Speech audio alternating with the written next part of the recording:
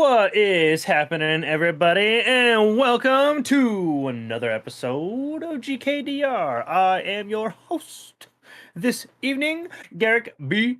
Eaton, and I am joined by not my usual my usual co-captain. My usual co-captain is he's having a girls' night out, and Yes. we're supporting Yeah. that. So Yes, of course.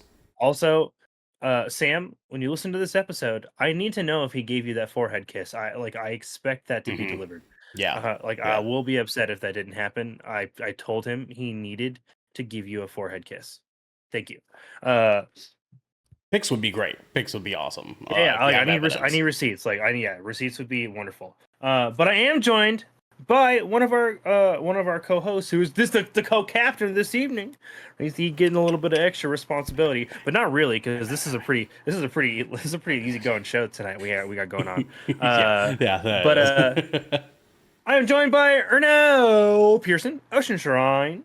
Shark How are Daddy you for Press doing this 2024. wonderful Tuesday? Yeah, man. So me and Marilyn just literally like before you and I hopped on, just got done finishing eating dinner. And tonight, within 30 minutes, we made Cajun shrimp and grits tostadas prior to jumping on. And yes, I know. And here's the deal, Interesting. right? So we've been watching this show called The Best in Chow. I think it's on Hulu, if I remember correctly. So is this like if I'm assuming this is like is it just like all fusion foods? It's pretty much, but it's this guy. He's going around and he's to different cities and he's trying restaurants that have foods that I haven't are eaten. You're bombacious, making me right? hungry. So he goes around and he has slots, like three different categories, and he has two different meals sort of like face off against each other, right?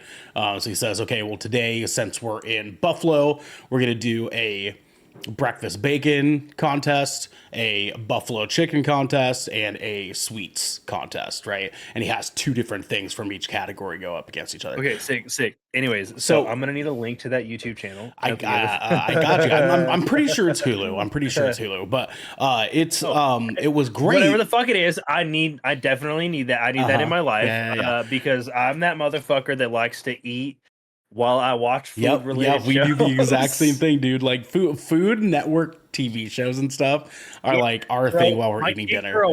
My kick for a while was Somebody Feed Phil. Oh, good one, good one. Yeah, Yeah, yeah, like that's a solid one. I always go back to Bizarre Foods or Man versus Food. That's Man another. versus Those are Food, like that's a those are solid the one. Yeah, favorites. we Yep. were doing a lots of Gordon Ramsay during dinner stuff. So Oh yeah. yeah, Damn. yeah, What the Gordon? And then what's the? There's another one. The Anthony Bourdain show. I Oh, can never so remember good, the name so of good. the Yeah, I show. can't remember. I just remember it as Anthony Bourdain's show. But Yeah, but with like that it was. said, I like though, the dramatic flair that his show had. But anyways, me continue. too, me too. The main reason I bring this show up is because the roots of what he's doing are involved with like crazy wild like fusions and crazy recipes and stuff like that. It gave us a lot of ideas for dinner, and one of the things we Hmm. came across was these shrimp and grits tostadas. Another one that we tried last week was a crab See, I chowder. love grits and I love shrimp, but I'm uh trying to. What's the consistency and usage of the grits in on the toast? Like, I need. What's so like the it what's our? Because you can't go grits heavy. I feel like that'd be like, No, what's no, the no, no, ratio no, here? no. Yeah, What are we talking? so How are we? so How is the this? grit What's the grits paint the picture for me, if you will. the grits are effectively replacing your refried beans. So think of how much Okay, so it's just refried like bean a you would have. just like a hmm smearing on the. It's to hmm get the other ingredients to stay, to Exactly, stick, if you will, exactly. right? But And also add a little bit of texture and flavor. I got hmm interesting. hmm Okay, I can get but behind one of that. the other things we tried last week was a crab chowder poutine. And Mm, that was awakening. I'll tell you what, my friend. mm. Yeah, it was interesting. And I don't mean poutine as in like cheese and gravy and stuff. You're literally just replacing the gravy and the cheese curds for chowder, like clam chowder, and then like Mm-hmm. a Cajun crab that goes like on top of it. It was fucking phenomenal, man. So Oh, if you're looking for crazy, fun, cool, yummy ass ideas, that show's a place to go, my friend. I'll link you. yeah, that I'll sounds give you. really, yeah, absolutely, yeah, yeah. Give me the title of that show or where I could stream it or watch it or Best in whatever, Chow, because baby. I Best in will, Chow. I I will, got you. I I'll got be you. checking that out. Yeah, it's an okay show, but its utility is definitely like getting cool recipe ideas. Hey, That's, dude, I watch that's okay shows all the time. Like I'm all right with it. Like yeah. I'm okay with it. I just need to be entertained. And honestly, like you ever do that thing where like you'll literally finish the meal and you're like, I don't even need to finish the episode now. Nope. Actually, Yep. Don't even need to because I can just pick up you're where I like, left I got off. what? Like, Yeah, because like I'll just the next meal I'll just unpause it. Like you mhm. have served your purpose for this 20 minutes or whatever. Yeah, dude. We had our phones out and shit while watching and be like, oh, that's a good idea. We started like taking notes of like everything we would need for it. Yeah. Like it Yeah, it's was like crazy, dude. It was you're crazy. literally taking notes. You're like, that's the recipe. Take that. Write that down. Write that down. Yeah, man. I think we're doing jambalaya tomorrow, so we're cruising, man. Dinners are cruising, Oh brother. yeah! Wow, dude, Um, you're having a very interesting an interesting dinner week already. yeah. That's It's nice. not too bad. I mean, I haven't had it's. dinner yet. I was planning on going and getting something after the podcast. Oh, I'm sure you will. I'm sure you will, my friend. You're gonna be getting it, if you will. You know what I'm saying? Getting it. But I'm excited to get it with some video games with you in the meantime, my friend. Yeah, dude. Oddly enough, it's actually my anniversary today. Like, straight the fuck up. Garrick.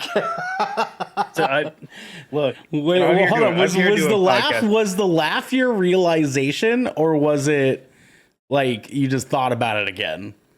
Because I just thought about it again. I okay, definitely. okay. Oh, Garrick. Oh, Garrick.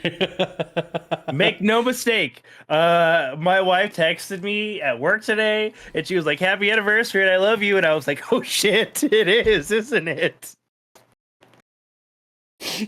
Yeah, and I was like, "I love you too." But Yeah, no, uh-huh. she's actually not even here tonight. So like, even though like it's It our works out, anniversary, okay. like we Yeah. have like we have like a schedule that we just kind of adhere to, and like part of her work week schedule is on Tuesdays she always goes and stays at her parents' house because on Wednesday mornings she has a meeting. And I love my wife, but she like girl maths getting ready in the morning. And so I'm actually going to paint the picture for this for you. And what she does is she normally gets up around like 5:30 in the morning. And then Okay. like she gets ready, and after she gets ready she leaves and she drives to her in-laws and drops off our dog for the day because they watch him during the day. Mm. And then she goes off to work. Okay. Well, rather than just waking up the extra 30 minutes that it would take to drive to her parents' house and then get back on track to work, she just drives there because it saves her the time to sleep in. So that's how she does it. Mm. So rather than just like going to bed a little bit earlier one night and waking up a little bit earlier one morning a week, One morning. she was just like, no, that I really need that 30 minutes. And then she goes and stays at her parents' house. That is And crazy, so, but sure. And she'll probably be asleep within the hour if she isn't already. She's not feeling very good. That cold that I had, she Yep. unfortunately now also has. Yeah, She got it yeah. a little late, which really sucks. But yeah, no, it's fall break so the reason we actually plan our anniversary around this time of year because we both work in the Utah education system and we have fall break here, and so we actually got married on like when it was fall break originally, like it just lined up. Uh-huh. And so normally our anniversary falls around that time anyways. Right. So we're not worried about celebrating it today because we're gonna celebrate it on our for sure. time off in a few days from now. But yeah, no, this morning I totally forgot. Congratulations, sir. Welcome to Tuesday. Yeah. No, literally, it was just another Tuesday, brother. And then she texted me, and it was like 11:30, and I was like, "Oh shit!" And then I sent her money for lunch and coffee tomorrow because I felt like a little bit of an asshole. Sure. Yeah, that's fair. That's fair, my man. And I was like, but she's getting other fucking don't fucking hate me, people. She's getting other gifts. like she's getting like this is just Yeah, because that's not I it. That's not no, for no, no, your that was just to bullshit. ease my guilt. So I made sure she got lunch. But but aside That from that, this is actually an anniversary per usual for us. We're not super fancy about it. yeah, yeah. I just remembered that I have to send Marilyn some money back that I forgot to send her this morning. That's fine. I'll get to it. I'll get to it after. But I anyways, we're remember. not talking about it being my anniversary. We are talking about, and from my mouth crawled hatred, the return of Pyramid Head, and maybe not so much more tonight, because this is Good Kraken's death ratio, and we're slashing through the podcast space to be your source for all nerdy video game news, reviews, and discussions that you want to hear live each and every Tuesday at 7 p.m. Pacific time. If you want to get ahead of that curve, though, you can head on over to our Discord channel where you can submit questions and topics to the show, get exclusive content, and have early access to episodes before they go live on podcast and video services wherever you like to watch or listen. But if you spent all of your credits in another shop, that's totally fine. You can watch us record this show live right here at twitch.tv/Good Kraken Show. If you have Amazon Prime, tell them, DJ. Prime Gaming. Thank you, DJ. I am so glad that DJ is going to be back soon. God damn it, that right. You have Twitch Prime, and we would love for you to give that to us and help us level up our game. You can also support us, though, by going over to our YouTube channel, clicking that beautiful bell and big red button, or by subscribing to our podcast channel, by searching Death Ratio and leaving a review. There now. Yes, sir. Cool, man. We have some critical hits coming up real quick. Just some brief ones. Yes, sir. Friendly reminder. You can watch all of our content on YouTube. It is not just available on podcast platforms such as Apple and Spotify and wherever else that might It's be. everywhere. Those Yeah. are pretty much it's everywhere. It's like literally on all the things, even the things that you wouldn't be like, it's not on that. It is on that. It's on that, But it's yeah. also on YouTube. So if you want to watch this train wreck while also listening to it, right, you can do that on YouTube, and that's where we recommend that getting that video source from us. We also have gameplay content that you guys can go check out there too, and also new things that will be coming up in the future. Yes, sir. Yes, sir. We also have another piece of content coming up later this week, but not tomorrow, because tomorrow we do not have splash damage planned. Right. A few of us are just busy, damn it, and we are taking a day because stuff just happened and we don't have anything to play this week. So we said, hey, let's just not. So we're not. But on Friday, we are going to be doing another episode of 20,000 Films Under the Sea, and we will be reviewing the sequel to Smile. Smile 2, shocker. It's not it's a surprise. Right, whoosh. They didn't even try to give it like a Smile 2, the smiling, or so you know, the big smirk, you know, like yeah, right. The smiling, Smile 2, the frowning. So stupid shit. Like I was expecting some stupid shit like that. But hey, a few of us are going to be getting together and watching that this week, and getting together on Friday to do a spoiler-free review for that horror movie this Kraktober. Also, one last thing, we have episode 140 of the Shipwreck Show that is now available wherever you like to watch or listen. Yes, and I haven't had the opportunity to listen to that one yet. But that was just Ernell and Xander. And, it was, yeah. DJ makes a guest appearance for a little bit. He does he? randomly called in, dude. It was crazy. He hopped in and he got to shit all over Diddy with us. It was great. It was great, dude. Oh man. Yeah, he was. Yeah, damn! I wish I could have been there for that one. Time, man. Yeah, that would have been such a great time. There's so much ammunition there. Yeah, dude. He made it easy. Yeah, if you want to hop on that hate train, and it is easy to get all aboard, go watch episode 140 of the Shipwreck Show. Yes, available wherever you guys like to watch or listen, like our YouTube channel. So yeah. But hey, Ernell, tell the people at home what we have coming up next. Garrick, you couldn't accept your failures. And where did that lead you? To the end The game. end game. I did that quote wrong, but that's fine. It's called a paraphrase. Yeah, exactly. Paraphrasing. I'm pretty sure. I don't think it's. I think it's just called a misquote. I'm pretty sure it's paraphrasing only if you do it in order and on purpose. Yep.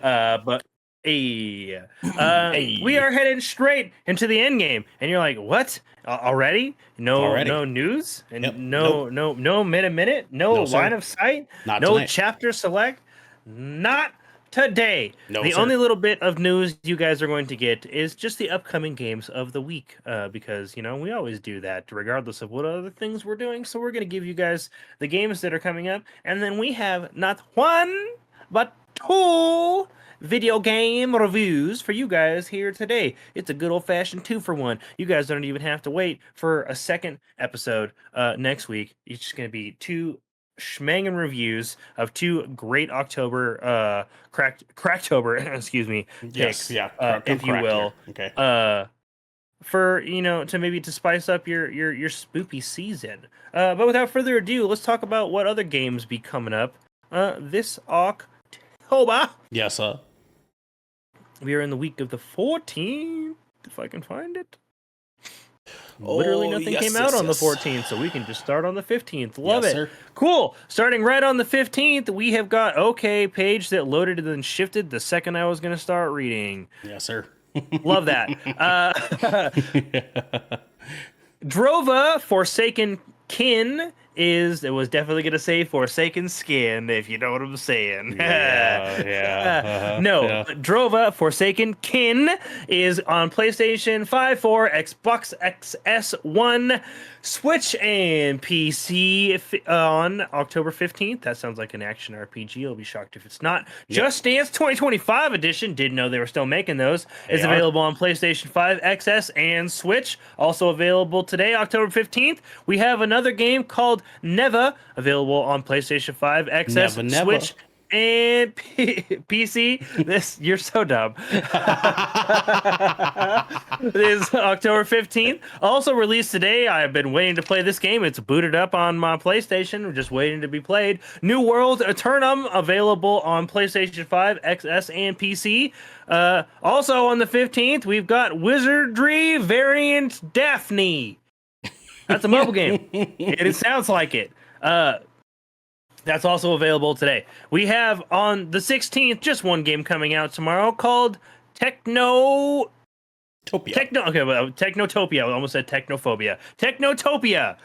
That's going to be available on PC on the 16th. Age of Empires Mobile will be releasing on October 17th on iOS and Android. That's actually I'm very play that. I love Age of Empires. A Quiet Place: The Road Ahead. Another game I'm actually excited for once I found out about that mic activity. PlayStation 5, XS, and PC on the 17th. Super Mario Party Jamboree. We might need to find a way to play that coming out on the 17th. Yes, we've got on the Switch, excuse me if that wasn't blatantly obvious for any reason whatsoever.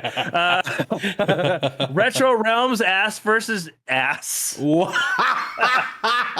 Ass versus Dead. Ass versus Dead. Ash versus Evil Dead on PlayStation 5, 4, XS1, Switch, and PC on October 18th. Another Retro Realms Halloween game. Isn't Retro Realms one of those Blumhouse Studio things? I think so. Let me get verification of that. You can continue on. Yeah, double check. That's also going to be available on PlayStation 5, 4, XS, 1, Switch, and PC on the 18th. Teenage Mutant Ninja Turtles Mutants Unleashed on PlayStation 5, 4, XS, 1, and Switch, also on PC on the 18th. Unknown 9 Awakening. That sounds like a JRPG. On PlayStation 5, 4, Xbox S, XS, Xbox One, and PC on the 18th. Railroad Corporation 2, available on PC on October 21st. Make sure I'm not skipping too far ahead in the week, and we will stop right there, actually, because I didn't realize there's literally no games coming out this weekend at all. That's strange. Yep. Um, Yep. That's for sure, my friend. yeah, oh, that's what's coming out.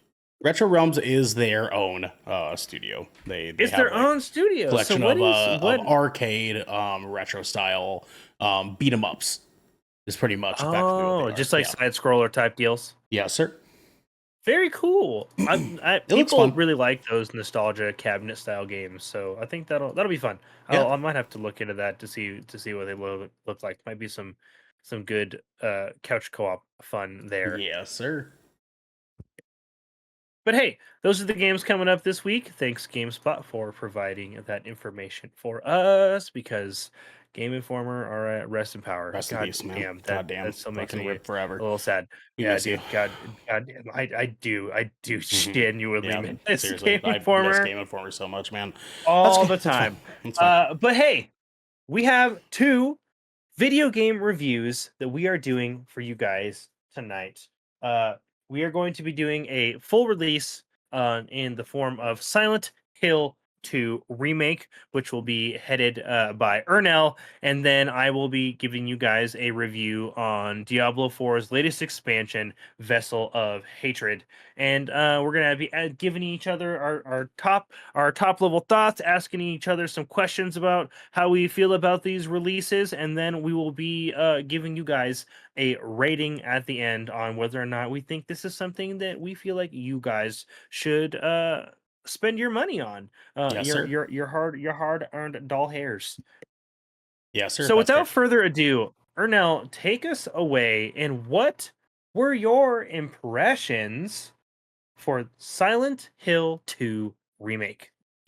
My good sir Garrick. So, first and foremost, I want to say that I have a very long, wonderful history with the franchise of Silent Hill, my good sir. I've been a Silent Hill fan since childhood. I unfortunately have an uncle that did not care about my mental health and decided it was a good You're idea like, you can to watch this at super young ages. yeah. Yeah, So yeah. I was Fun uncle, right? The fun the uncle. fun uncle. Air Yeah, quotes. yeah, yeah. Air He's quotes. yeah. I'm not an alcoholic, honey. I just like to have fun. You know what I mean? Like that, like that sort of thing. He introduced me to Silent Hill many moons ago. I was very young, and I was enthralled with this story. And as I got older and was able to go back and play the older Silent Hills for myself, I was able to go and experience those stories just bare bones myself, and it was a really big part of my childhood, and is a big reason why I ever stepped into survival horror gaming. So Silent Hill means a lot to Hell me. yeah. So when we get the announcement that Silent Hill 2 remake is happening, what, 6 months ago, like last winter, Yeah, fucking the pretty much, dude. announcement to release was pretty quick. Like, It was it was a fast. very tight marketing window Yes. for this game. And they give us that announcement. I saw this trailer that is playing in front of all of you currently, and thought, holy fucking shit, this looks sick. Because I fucking bet, dude. I've been having this very deep appreciation for games of my childhood specifically being completely remade top to bottom and giving us a brand new experience with this story that we know so well, and being able to deliver on that with an experience that is modernized for me, 34-year-old Ernell, that played That's this what I game. want KOTOR to be for me so badly, I dude. I'm fucking so dude, and so like I hope you I'm guys get that, man, for real. I Like, do, me too. And so I'm glad that like your energy already is giving me like, oh yeah, he's at least had some good fun with this. dude, So I'm it's excited because I like I'm sorry to interrupt, but like I've never ever played. I've never played Silent Hill. I've only experienced it like through I think just I don't know if there's more than one movie or not, but I think I've only two. seen the It's two. first movie. Yes. Uh and I think I only saw it like one time. Like I know of Silent Hill, I know of like its cultural impact and like its pop culture impact. Uh and its impact on horror. Like I can respect all that, but I don't have like a ton of hands-on experience, so I'll probably will have questions. Yeah, no, and I got you, my friend. So with that said, Silent Hill 2, not 1, they decided to start with the renowned, beloved, widely appealed Silent Hill So 2. Two is more popular than 1, 2 is more popular than number 1. or more highly popular, yeah. more highly regarded. Popular is Correct. rough. Yeah. Because the argument can be made that they're all equally popular, right? But number 2 is definitely the highest regarded Silent Hill game to date. Mostly because of its story, because the first game dives into the occult and what that means for Silent Hill as a town, and the involvement of the main character Harry in the first game. That completely was more so about explaining why Silent Hill exists, where this game acts as a more standalone story that just so happens to be in Silent Hill. So with that said, our game, we start out with our main character, James Sunderland, who is currently grieving the untimely death of his wife, Maria. Actually, sorry, Mary. And she unfortunately passed away from an illness 3 years ago. And he's been having a hard time with it until one day he gets a letter from his beloved, strangely enough, saying, meet me in our special place. And this special place was the town of Silent Hill, a place in which they went on vacation after getting married. And it was a place that was very, very particularly important for these two. So when he sees this letter, says, what the fuck? My wife's supposed to be dead. I need to look into this. Takes his merry ass all the way to Silent Hill itself, and in the process of trying to find his wife Mary within Silent Hill, stumbles across something much, much more fucked up than he ever could have imagined, my good sir. So this remake specifically does a lot of things. The original game was a fucking phenomenal original tale about grief and self-destruction and abuse and mental health and everything revolving around those things, and how James is coming to terms with the passing of his wife while thinking she's still alive. Now, our main character stumbles across a number of other characters, approximately 3 to 4, technically, in which he comes across, including a woman named Maria, who is a splitting image of his wife, but a far more flirtatious person and version of his wife. He runs into a woman named Angela as he's entering the town of Silent Hill. That is the person that is warning him that Silent Hill is dangerous. But she is looking for her mother, and she's in the town of Silent Hill as well, but she can't seem to find her anywhere. We also run into a gentleman named Eddie, who is here for reasons that he can't explain.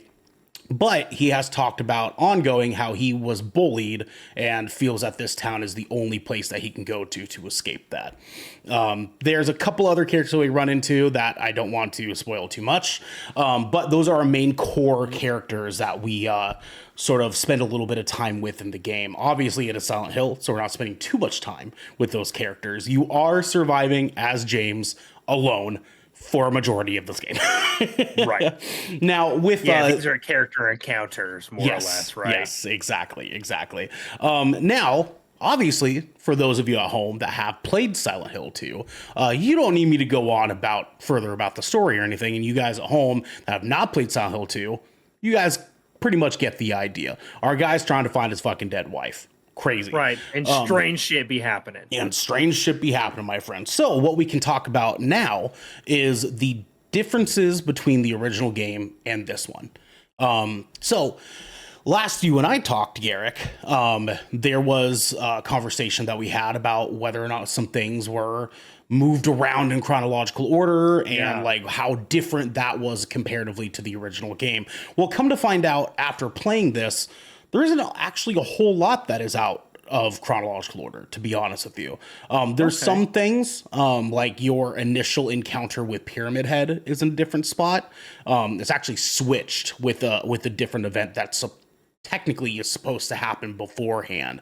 But they switched that here, and it makes Okay. sense why. Like there's reasons why that definitely makes sense for the greater spectrum of the game. There are some spots that you don't technically go to, or like that you don't really interact with in this remake that you did interact with in the original game. And how they handle that is really cool because they have what is called echoes of memories, where if you go up to a spot where in the original game James goes up to and interacts with something or has a story beat moment there, Mm-hmm. your James in this remake will go up to it and have this weird, crazy, like, oh, what the hell? This is giving me deja vu, and then you Yeah. kind of move on Okay. away from that. And the thing is too that makes it really cool is that they play it out as if, I don't want to spoil anything for you guys. They play it out as if it's been changed. So the like what happened in the original game is directly affecting the result of what you're seeing in this game. Right. So like Silent Hill 2 and Silent Hill 2 remake might be like existing code. They might Yes, sir. gotcha. They might Yeah, yep. share a timeline They rather than they replacing that being a yes, sir. replacement. Yes, sir. And Interesting. there are reasons for that. That again, I don't want to spoil for you guys at home. But yes, it is really really cool how they handle that.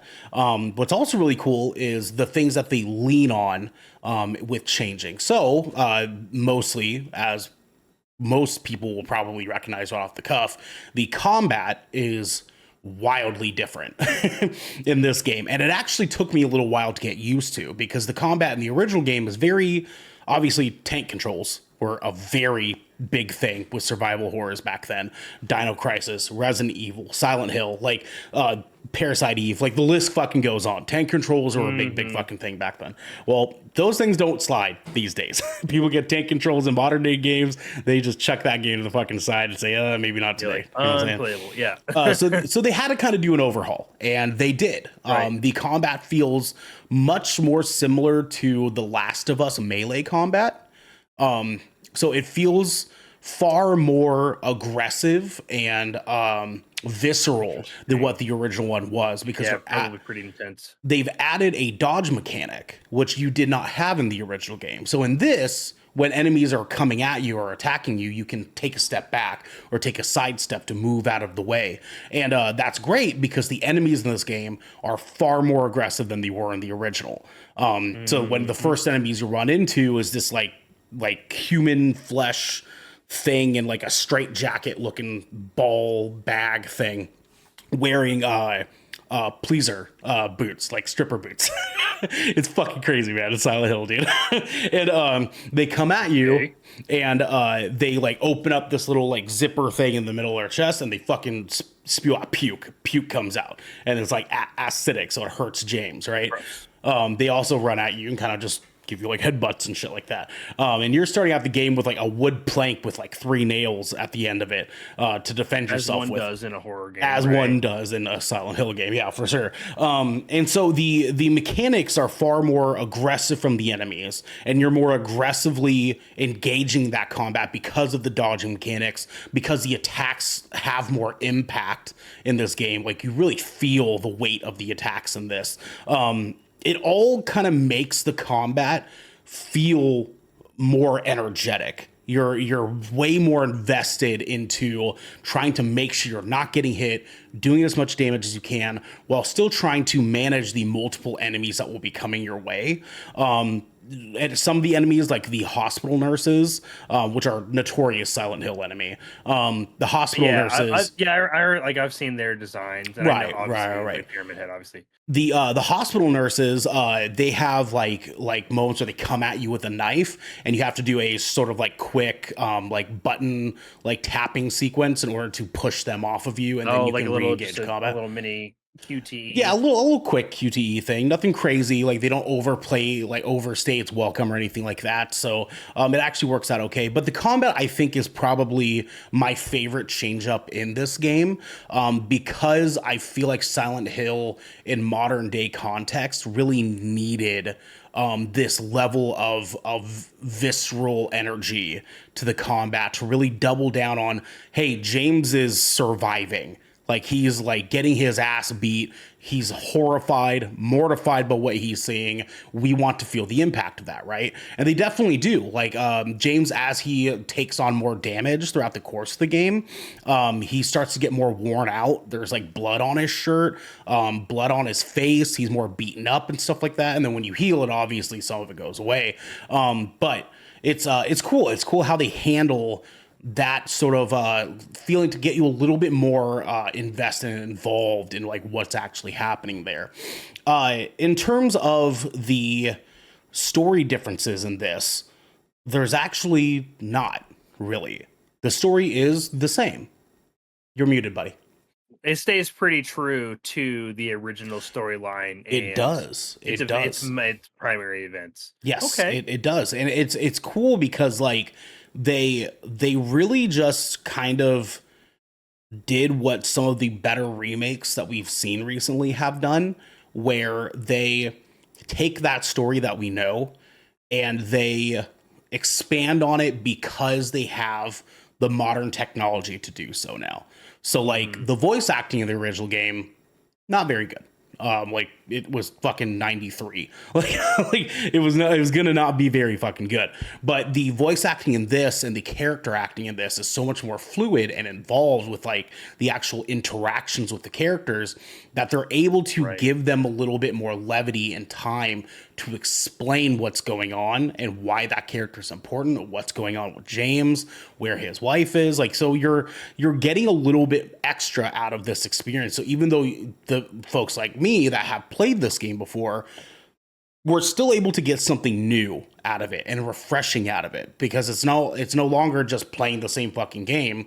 It is playing the same story, but still getting more expansion of this world and the story with James here. So I really, really definitely enjoyed that. And Sounds like to an elevation of the story of the original story. it is, and I'm trying to find a sweet spot in which I can sort of talk about this stuff without giving away too much. And I know like the original Silent Hill deal, some of you might say like, hey, Silent Hill 2 has been out for fucking 30 years, brother. Like we don't care. But I care.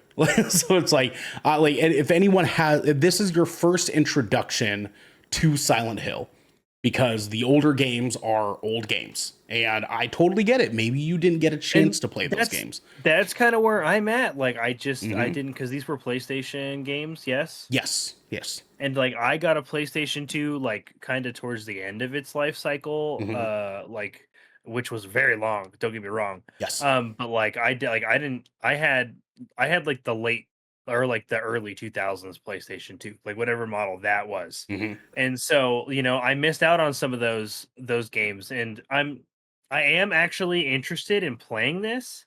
And like, so like I have, like, one of the things I wanted to ask is in reference to, since you're kind of talking about like how to navigate story spoilers and stuff, is like, do I need to be, do I have to have played like Silent Hill 2, the original, or Silent Hill 1 to pick this game up and enjoy this? Absolutely not. And that I think is probably the best, most rewarding part of this remake's experience is that one also Silent Hill 2, because it's such a standalone story, you can kind of just engage with it being just based on your own prior knowledge of what Silent Hill is. You know what Silent Hill is, super fucked up place. This guy's in it, right? Like That's enough. You can take that very basic information and be like, Yes. I can get into this. Right, exactly. Right, like they had a Hell yeah. standalone game that was like Raccoon City, right? You would know what the fuck that is. You know what we're about to go up And against. you're like, oh yeah, it'll be something Resident Evil related, Exactly. right? Exactly. Right. And so, because of such, no, you don't need to have any prior experience with any of the other games. You can go into this raw dog, never having had played any others, and still get something out of this and still not have anything ruined for you. Because even at the end of this story, it doesn't roll into what happens in Silent Hill 3 at all. Silent Hill 3 is actually more connected to Silent Hill 1 than it is Silent Hill 2. So like you're I like fucking didn't even know there was a third one, dude. yes, What there the? is actually technically for like the main core games, there are 6. What? Yeah, so there's Silent Hill 1, 2, 3, 4, The Room, which I fucking God, that one gives me the jitters. And then one more Silent Hill after, and then now we're going into Silent Hill F, which is supposed to be the next core game that they have, and that's not including all these side games that they've done. Like Dude, I didn't. I'm like I feel overwhelmed now. All of a sudden, yeah, I didn't yeah, realize that I had always. I don't know how I missed this because I love horror shit, and hmm maybe it's just because like it just never clocked with me super hard. But like I have always just kind of skated through life under the assumption that Silent Hill was just some old shit from yeah, like the 90s and like mid 2000s. They got like 2 games and a movie, yep, and that was yep. everything I knew about it, No dude. sir, That was no sir. it. They've been rolling and dishing and pissing. You know what I'm saying? So the That's well, and the crazy. thing is too is that like for for someone like you, all you really need to know is that Silent Hill had some super fucked up cult shit happen. And that in combination to Silent Hill having had originally been in indigenous spiritual grounds, the combination of these two things did not pair well together. Got it. Watch All a fucking the lore video. Yes, yeah, yeah. All of the stories that are based on Silent Hill that are outside of the town are happening because someone directly connected to the town is somewhere else, affecting someone or something else. And so So it's just still being from the town is fucking bad juju. yes, having any sort of direct connection to the town, you're bad luck. Like you've got the bad juju That's for fuck. sure. Okay, Uh, let's see. Like I'm okay. I guess I'm gonna end up fucking. I guess I'm. I sounds like I'm probably gonna end up playing Silent Hill 2. I think that you will like this for a couple different reasons. One, Wow. they got rid of some really bad puzzles and replaced them with really good puzzles in this. Along to go with that, they have a baby ass baby mode, which is awesome. We support playing in baby ass baby mode. They What? have So what is and what does baby ass baby mode entail for this game? so Just in like this easy combat. they have actually 3 different baby ass baby mode settings. Oh, They have easy combat, easy puzzles, and quick both. story. And both, Quick obviously, story. yeah. Quick story. And What is all quick story quick entail? story is more in the case Entail. of like, do you not really want to worry about combat at all? Right? Like so you can sort of Oh. effectively lower combat enough that you don't really have to deal with it. So and the cool thing is that all Hmm. 3 of these are a switch. You just turn them on or turn them off. And the beauty of that So if is there's like an encounter or a puzzle you don't want to deal with, you you can just just don't have to.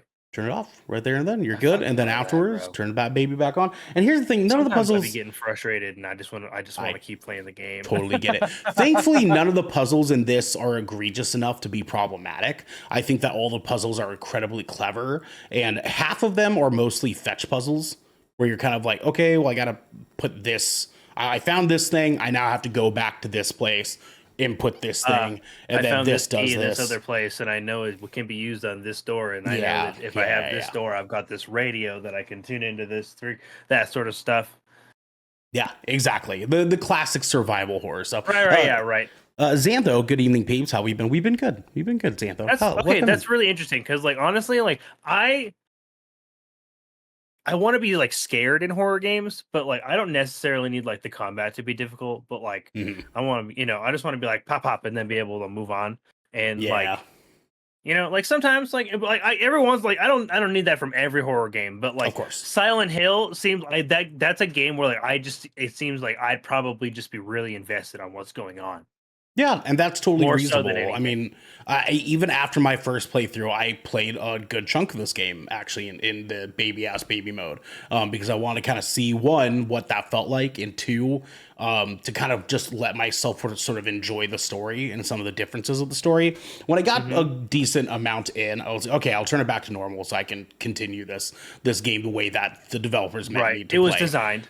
And that ended up working out. With that said, Garrick, to kind of put a bow on this wonderful present here, because I want to give you the space to talk about Vessel of Hatred.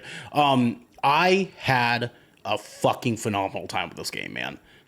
This was nostalgic. It felt just the right amount of weight. It was scary as fuck during some moments. I had to. Good. I was gonna ask you if it was it actually Oh, scary? there's two jump scares that fucking got me. That fucking just got the shit out of me, man. And then there was probably about six other scares that didn't like, duh, like, but they happened, and I was like, oh my god, Jesus Christ, I have to like put my controller down for a little bit You and felt like your heart rate spike. yeah, dude, and I got my little like Apple Watch warning, like, "Hey, you fat fuck, you better chill the fuck out, man." No, dude, and they definitely had some moments. I had some moments, and that's telling because I played the original game multiple times, and there were still some Yeah, moments they still that got you. That's fucking good. got me, Good for dude. them. So it felt the right kind of scary, the right kind of heated combat. Beautiful way for them to reenact the story. There's some main key moments of the original game that you get to re-experience in this, and full-fledged beautiful graphical fidelity. That was really cool, including like a one of the boss fights that are very integral and well known across Silent Hill fans for being a fucking crazy good boss fight. And the story is just as remarkable and fucked up as I remember it being. There's a couple characters in this game that have some really heart crushing fucking backstories to why they're involved with Silent Hill, and it was awesome to experience the story again and have and regain sort of an appreciation for the creativity that ever went into Silent Hill in the first place. So, with that said, Garrick, Hell yeah. god damn it, my friend, this is a play it now. Excellent. And before we pass it off to me, I just have two quick questions that I Yes, want to sir. ask just for the Yes, sir. people at home, just some basic information. How long did this take you to complete? Ah, yes. This was a 16-hour game for me. Okay, that's Yes. about that seems par of the course for this genre of game. Hmm. And then we got to ask, right, how much, because the people at home, they're going to be spending their money. You spent your money. How much did it cost you? This game was a $70 purchase. The brand new video game Full price pricing, AAA. everybody, full price AAA here. And goddamn it, it's worth every dollar, my friends. It's worth every dollar. There's a Excellent. lot of replay value because Garrick, there are multiple endings that are dependent on Ooh, very subtle decisions you make while playing the game. So it gives you multiple okay. different reasons to want to go back and play it, including two brand new endings that were not in the original game are now in this remake. So, Okay. Excellent. So yeah, two and excellent. So even more reason to go back if you've yes, sir. experienced the original already. Yes, sir. Absolutely. And it's a fucking good story, guys. Go play this game if you haven't yet. Play it now. Awesome. Yep, that is a play it now. That's the highest rating that we give around here, folks. Yes, sir. We've got a because we do it on play now, wait for sale, deep sale, or a hard pass. And that's a play it now. That means we feel that bad boy is worth your money. So if you guys are a fan of Silent Hill 2 remake, Ernell is giving it the pass, and go check it out. Goddamn, baby. Now, Garrick, it is your turn to talk about a little something you've been playing, my guy. Yeah, man. Diablo It 4's is time. Vessel of Hatred has finally dropped, my good sir. Fucking tell us about it, man. It is out. This is our first expansion to Diablo 4. And after playing it, I think for the very first time ever, it won't be the one and only expansion. I think there's a future of expansions Oh, here, okay. and I'll get into Okay. that in a little bit. I won't, obviously, I'll try to. I know some of y'all motherfuckers don't play Diablo for the story, but if you don't, piss off. I fucking love the lore for this for this game, and Dude, I'm gonna do me my best too. not to spoil it for people that don't want this to be spoiled, because I do think this. I thoroughly enjoyed the story. I'm just gonna honest. I'm gonna start there because I have heard a lot of people say that they were very disappointed in this campaign, and I couldn't have just disagreed more. I really, really enjoyed this campaign. It felt like it was a good continuation to the way the Diablo 4's original campaign ended, and it set up what is going to be fucking batshit, actually insane, crazy, God damn it. dude. Okay. It's going to be like literally primeval. I fucking hate that this is working on me right now. No, You're no, making no. me want to fucking play I, this, dude. no context. This is going to be the closest thing you get. All I can say is this leads to what I believe will be primeval Jesus. Oh my god. Oh my I'm god. gonna let your imagination run motherfucking wild with Oh, that, Garrick, god damn it, because man. this God shit damn it. went crazy. Okay. It's really hard, Ernell, for me to pitch this to you now, because Yeah. this picks up where the original campaign ended, and you haven't finished it. I haven't, my man. Listen, here's the deal. If you can get me sold on this tonight, if you can do it, my friend, I'm done beating Silent Hill. I don't have any other games currently in my backlog that I'm concerned about. If you can get me on this and you're willing to spend a little time with me to catch up on some stuff, I will play this 100%. fucking. I will finish this goddamn campaign. 100%. Okay. 100%. Let's make it happen. Okay. So, without spoiling it for Ernell, if you know the campaign, you know the campaign. This picks up directly where we lead off. Narelle is now in possession of the Soul Stone containing Mephisto. And she is off to dispose of it, right? So, like, it's a part of the course, right? We know this is the cycle of dealing with the primevals. Right. You trap them motherfuckers with soul stones. You don't kill them. You just get rid of them for X amount of time until they piss off out of hell again because they've gained enough strength. Right? It's the eternal struggle between good and evil. That's why Sanctuary sucks. And Lorath is missing. We literally don't know where he is. And we are now traveling back down to Nahantu, which is this massive new region on the map in the southern half of the map. It is the largest chunk of the map in and of itself. It is probably half the size of the base map, give or take. This one zone. Okay. And you spend a lot of time in this new zone. You only ever have to go back to old zones for like one or two very specific, you need to go here to check a lore book reason where it makes sense. But other than that, you are in this new zone. You are in Nahantu the whole time. And you are exploring even though Nahantu is a new name, you are exploring a lot of really, really familiar places, especially if you are a fan of Diablo 2. I'm talking, we're going straight back.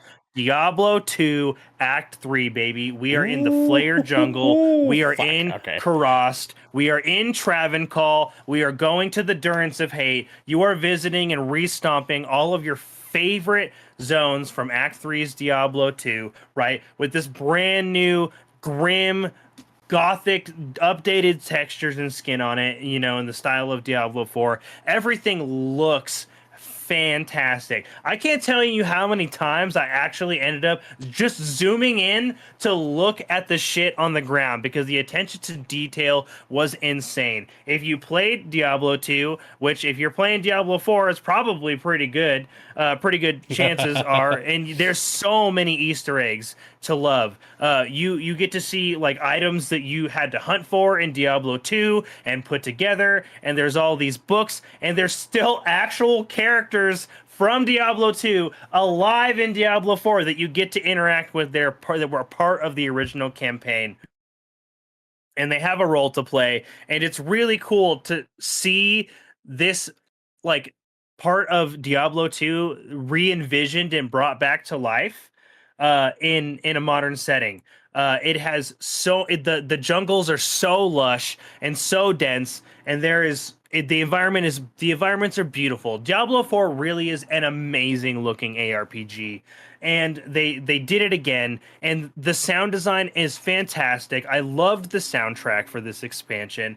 It always felt like it was hitting the notes it needed to, and it was just great. This really felt like it encapsulated everything that I loved about the base campaign of Diablo 4, which was a lot. I do genuinely feel like the base campaign for Diablo 4 is the most interesting and strongest campaign in Diablo's franchise. Wow. And Okay. this ended up just blowing my fucking mind. We got to see a character literally materialized and actualized that has only been spoken about in literal prophecy in this fucking game, and it was nuts. So if you know the lore, getting to see some of these people that were literally worshipped as prophets, right, Okay. getting actualized in this story and Okay. playing a pivotal role in the the fate of Sanctuary was just so encapsulating. On top of that, the Spirit Born are interwoven into the campaign whether or not you're playing them, and you do get to visit the spirit realm and really get a taste of what it means to be a Spirit Born,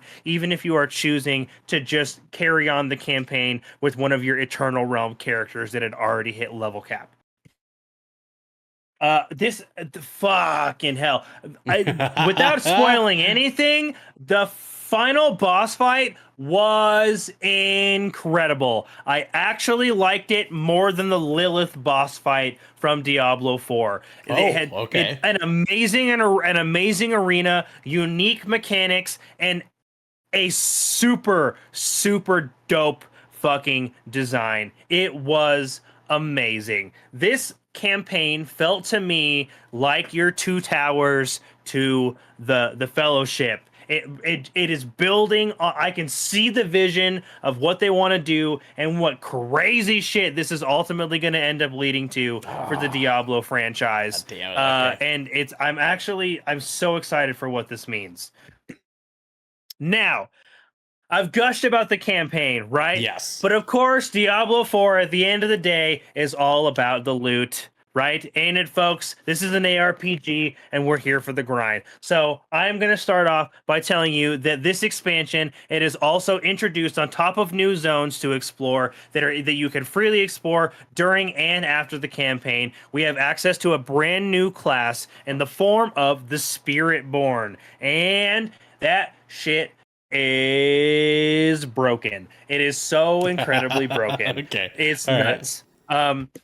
And you are going if you have played Diablo 3, you're going to notice some familiar things about this character, while it also still having a very strong own its own identity. Like you can tell that it kind of brings on that doctor-esque theme because it is very tapped into the jungles of Nahantu just as a as class Right. lore, Yeah. right? Which the witch doctor is also from that region, so that makes sense. They share some thematic similarities. Sorry, Sure. my ear is fucking really itchy, so I gotta take my I headphone out, gotcha. and I I won't be able to hear gotcha. you. No worries, buddy. Um, and so they share some thematic similarities, and so you'll be able to see that there in the form of the way that like some of their skills interact with the player and with the enemies. And it also is a very martial class, but you're not just fisticuffs. You are using a big ass glaive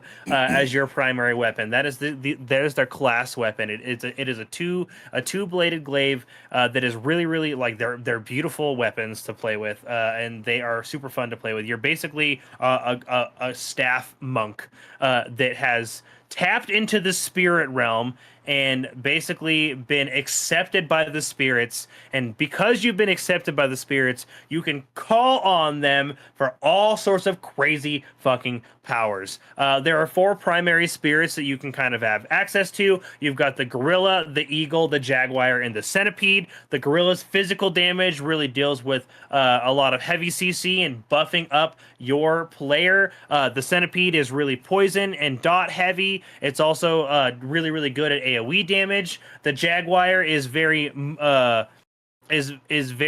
crit heavy and very It's fire damage based, and then you've got the lightning based eagle, which is hyper mobile. It's insane. Okay. All right. And so they have a lot of flavor and a lot of stuff that you can mix and match. And all of these skills are basically themed around one of these spirits that you can tap into. Anything from poisoning the enemy, to literally summoning a fucking centipede out of the ground and having it shoot like freaking kaiju Godzilla poison blasts at enemies, Okay. or summoning a King Kong gorilla as it just, Donkey Kong dances on the ground, summoning enemies, or literally summoning a fucking jaguar to rake your enemies with gigantic flames. Okay. It is super stylized, super flashy. It has a lot of build diversity.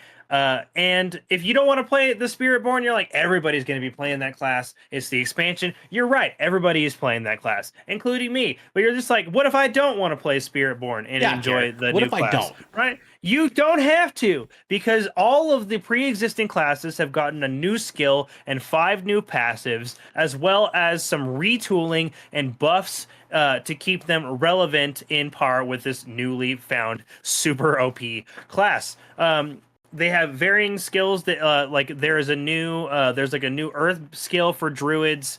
I'm not sure what sorcerers got. Rogues got a like fan of knives strafing esque ability, and barbarians got weapon throw introduced to their toolkit, and all of these skills feel really good. They feel really viable, and they are influencing the meta and the way that builds are currently being run.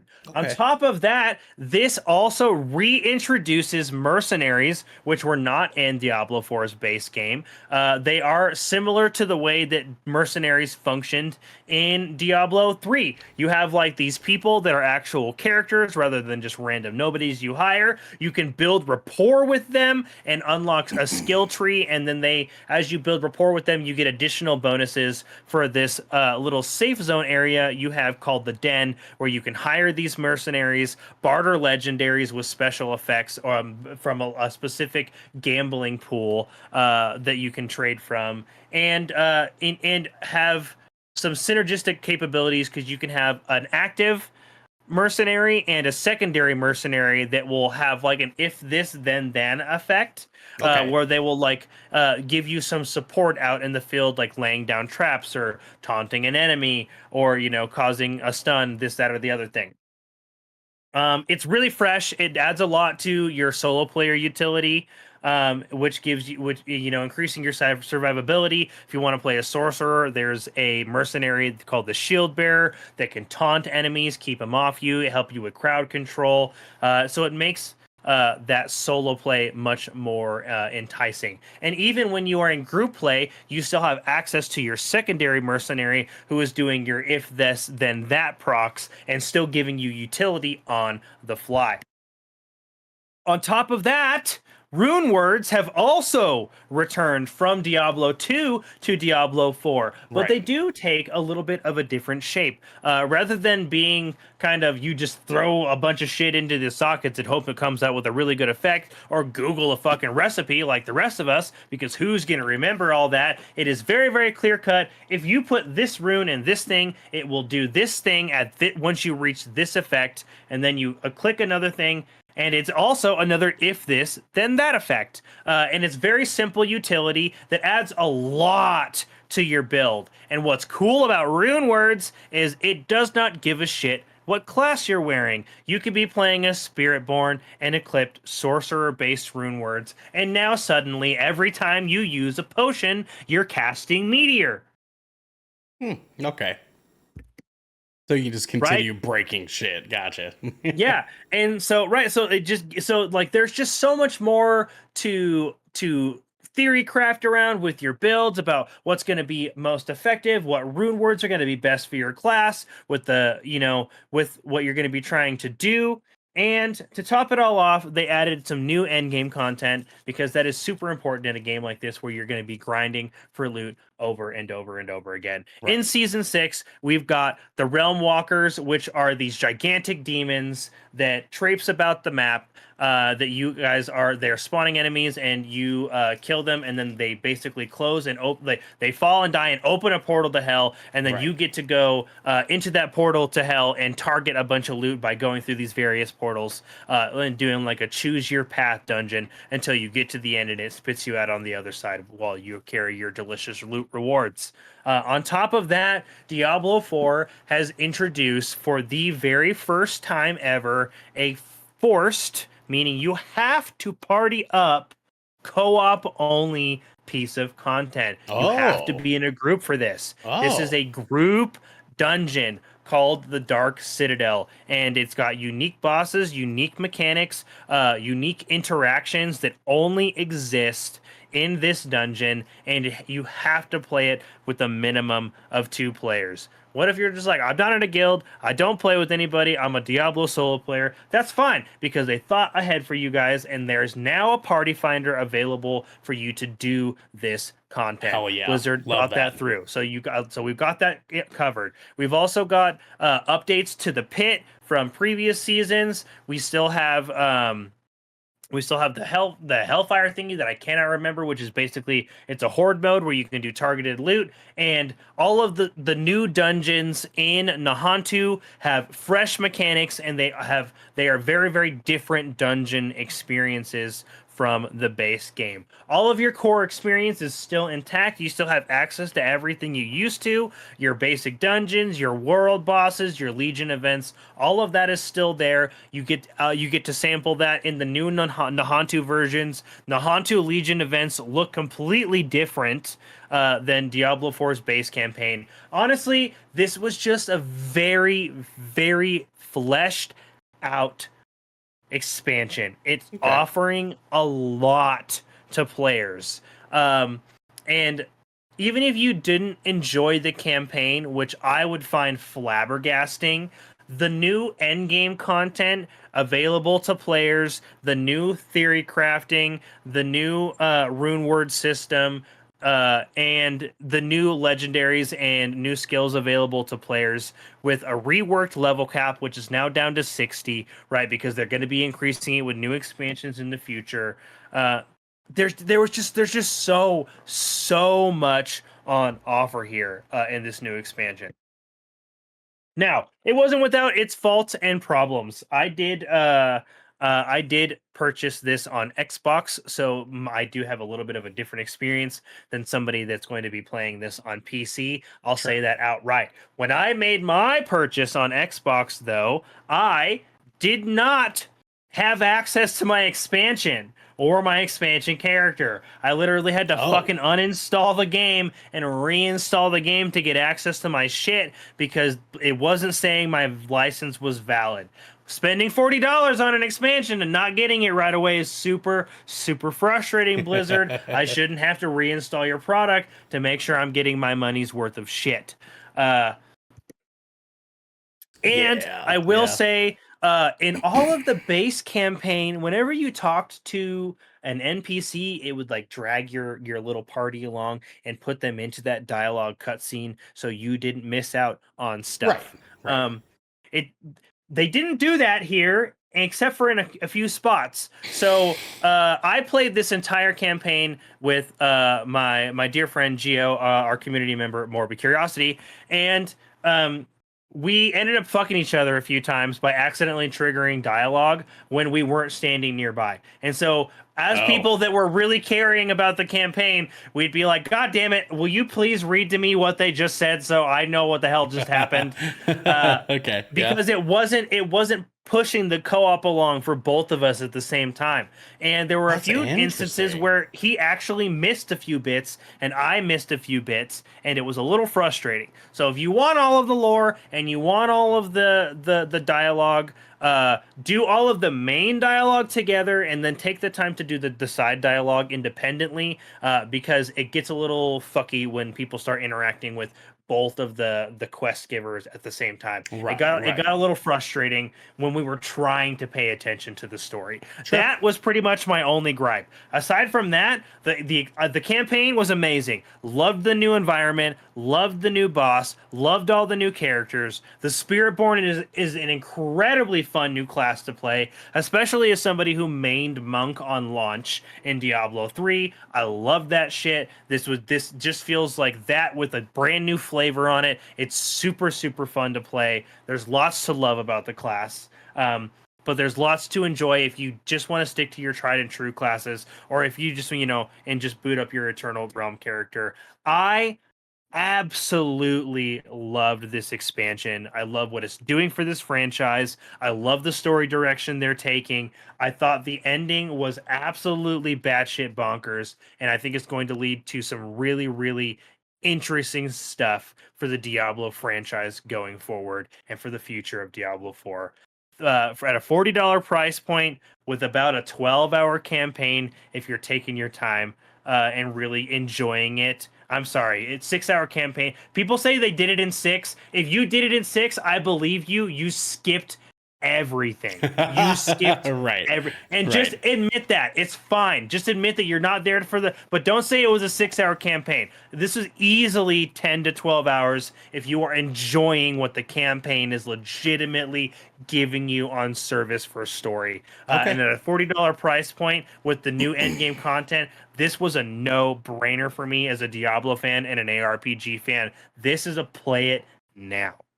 All right, dog. God damn. That feels good. And you've got me itching, dog. You got me itching. I'll tell you what. Oh, dude, there was so much. Do you have any questions? Like, I know I No, really I went mean, off like you there you for a you second. covered pretty much all the bases. I mean, like the my biggest concern going into it was, does this does this offer more story wise, to be able to make it worth this bigger experience? You know what I mean? Because like some expansions they come out with, and it's more for the new class and the new stuff to do, and not always about like this new addition to the story of what we got in the core game, right? And it sounds Hmm. like this does do that.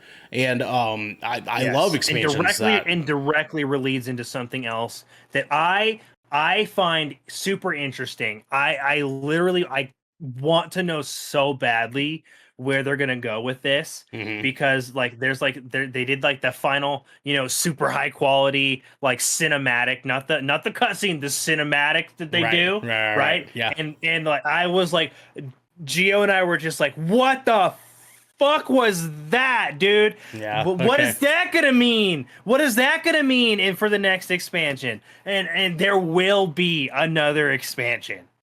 all right, man. Well, fuck, Garrick, Silent Hill 2, Vessel of Hatred, both play it nows, my good friend. It feels good. Feels Feels good, man. good, Yeah. man. These are great. These are great Kraktober, spooky time picks, folks. Like, Hell yeah, get man. in on it. The new enemies and all that. This there was the was as a Diablo fan, there was so much to enjoy here. So much. You guys got Okay. to get on it. It just sounds. I can't recommend it enough.